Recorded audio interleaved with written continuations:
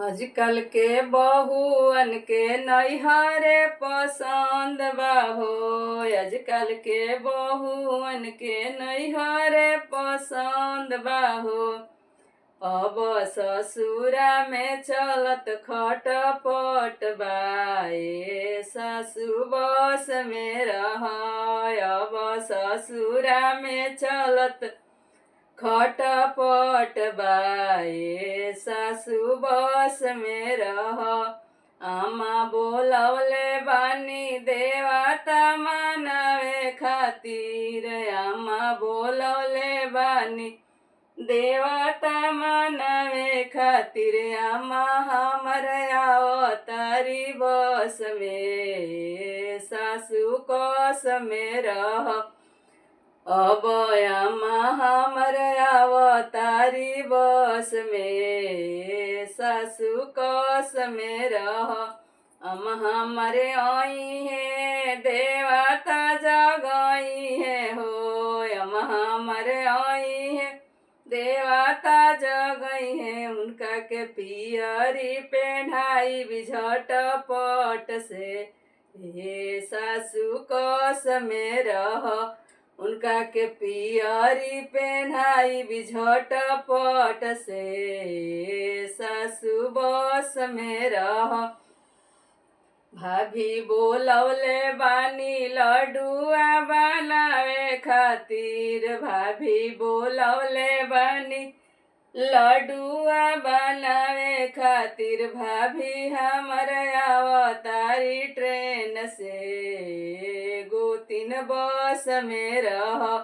अब भाभी हमर अवतारी ट्रेन से गोतिन बस में रह।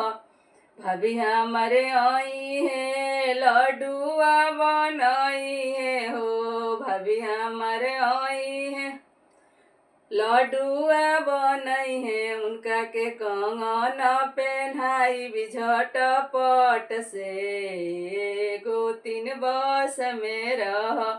उनका के कंगन पहनाई बिझट पट से गोतिन बस में रह। अरे बहनी हमारे आई है काजरा लगाई है हो। बहनी हमारे आई है काजरा लगाई है। उनका के झुमका पहनाई बिझट पट से ननद कस में रह। उनका के झुमका पहनाई बिझट पट से ननद कस में रह। आजकल के बहुअन के नैहरे पसंद बाहो। आजकल के बहुअन के नैहरे पसंद बा। अब ससुरा में चलत खटपट बाए देवर बस में रह। अब ससुरा में चलत खटपट बाए देवर बस में रह। भैया बोलवले बानी मार्केट करावे खातिर। भैया बोलवले बानी मार्केट करावे खातिर। भैया हमर अवतारे प्लेन से देवर बस में रह।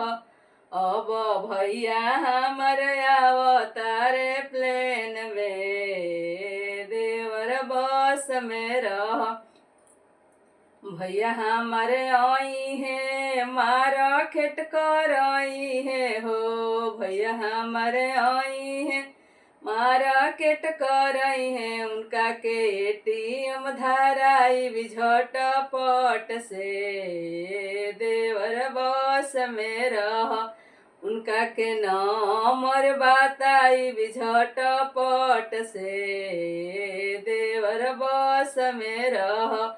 आजकल के बहुअन के नैहरे पसंद बाहो। आजकल के बहुअन के नैहरे पसंद बाहो। ससुरा में चलत खटपट बाहे सासु बस में रह। अब ससुरा में चलत खटपट बाए सासु बस में